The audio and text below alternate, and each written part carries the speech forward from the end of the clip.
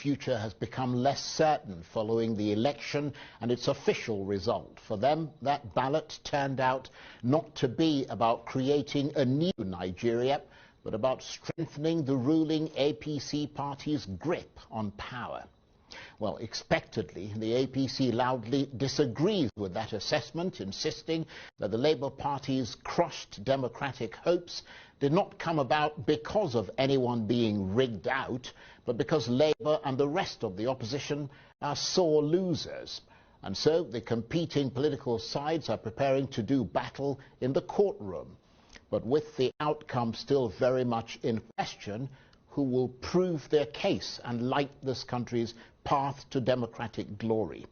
Meanwhile, in the court of public opinion, controversy is billowing over Peter Obi, with questions about his arrest in London, whether he's a dual citizen, and allegations of treason against him, not to mention the nagging issue of that audio leak of what appeared to be a private conversation about a religious war between him and Bishop David Oyedepo, and of course the internecine crisis that seems to be tearing his Labour Party apart.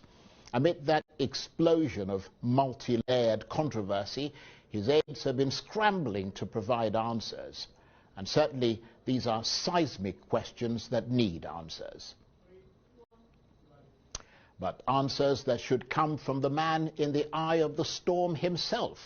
Well, let's not keep his many fans and opponents waiting, because joining me now in the studio is the presidential candidate of the Labour Party, Mr. Peter Obi. Very, very delighted to have you here. Thank you very much indeed for coming in. Thank you, Mr. Charles, for inviting me. And we know you've had a long day, because I saw you on the television at the Labour Day, the May Day celebrations earlier today, and you've gone from one meeting to the other, so we really appreciate your taking the time to talk to us. I like that. Now, there have been a lot of reactions trailing your apparent arrest in London by the British authorities. Some have said that you were being witch-hunted by the APC, others that a petition was sent against you, and still others that you were being impersonated.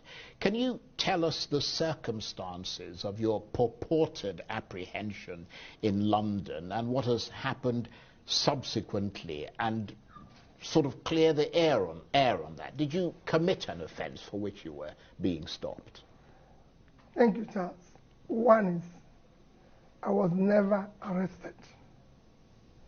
I was never detained. And I did not commit any offense. I was stopped for a routine immigration check because there appears to be a duplication of my identity. And all this lasted for maximum of 20 minutes. And I was treated in what I do with all due respect. Charles, I lived in the UK in the 90s, say from 1993 until 2005. I remember meeting you in London, actually, in that period. Yes. Charles, not just that I lived there, from that 1993 till now is a period of 30 years. I have never been questioned, arrested, detained in any country in the world. I've never been, for any reason, found myself in any manner being questioned for any offense. I've not committed any offense. So it was a routine immigration check. And it lasted, like I said, less than 20 minutes. And I was actually given all the due respect by the border personality that interviewed me, who told me, your identity is duplicated, be careful.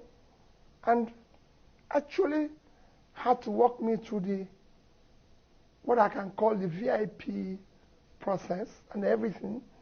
And I have a written document from British government. I've seen that document. Thank you. I showed it to you. Clarifying the situation. He was never detained, and it was just a few minutes question and everything. And they were Nigerians because I arrived on British Airways. So they were Nigerians who were queuing up. Even Woods here was even worried that I was asked to just wait for a few minutes. And when that happened, I explained it to them, and they said nothing. But in the traumatized and everything, because it's me, people said I was detained, committed an offense. People said even committed several offenses and everything. Oh, his company was closed. He wasn't paying tax. Charles, for the years I lived in Britain, never have I had any day been questioned. And I can say it, my taxes, my days were duly paid. In fact, most times, they have refunded me money for overpayment. I've borrowed money, I've done everything globally. Not one day did I default in any. If you find one default, then it's not Peter Obi. Well, I'm glad you clarified that point about the arrest. And in support of the point you're making, I have seen the letter from the British High Commission making it ineluctably clear that it was no such thing.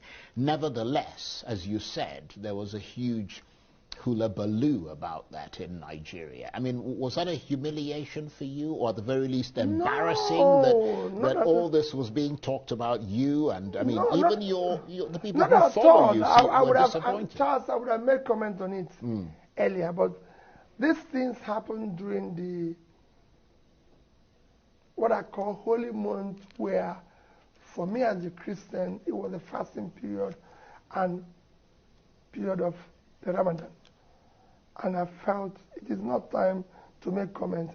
I only answered one question within that period when I was mentioned with treason, because I felt it's a huge offense. And because it was actually mentioned where it shouldn't have been mentioned. Other than that, I just felt this is the clarification. And I've just shown you the letter. Yes. I won't go about telling everybody and showing everybody the letter. Yeah, that is true. It just showed you where we've taken our rascality to where people now come up with all sorts of things. Well, some people said you were deported from the UK. but obviously not. No, they saw it. I was routine check and I was allowed to go. Right. They even saw where I attended churches and meetings and everything. But that's where we have reached. But I mean, what sort of questions did they ask you when they took you in? Nothing. I was there. Nobody took me to anywhere. Right. I was just in front of a council, and I was asked a question, and they said, there's something wrong with your identity. There's something wrong with your identity. Just give me a few minutes. And that's it. And I sat there for a few minutes. For about 15 minutes, he came back and said, your identity is duplicated. And if my identity is duplicated, you've lived abroad as identity theft, duplication, which I would say must have originated from here. Well, I'm glad, I'm glad you've clarified that point. But there's also another question being raised about whether you are a dual citizen. As you said, you lived in London for a long time. I mean, do you have dual nationality, either British, American, or elsewhere? Because I was reading somewhere that you were conferred with the honorary citizenship of Dallas, Texas in 2022. Charles, you know what that means? It means nothing. Yeah. Even one of the presidential candidates said that it means nothing. It just shows that, okay, well, if you come into this city, you're welcome. It doesn't even give you a visa. If you apply for a visa, it can't even help you for your visa application. It means nothing. Charles, I've never applied. Right. And I will never apply for citizenship of any other country. Yeah, but I'm a Nigerian. Right. But I believe in Nigeria. I lived in the UK for a period of about 12 years. I had a permanent stay. So you were a permanent resident in the UK? But I had indefinite stay, right. Okay. which means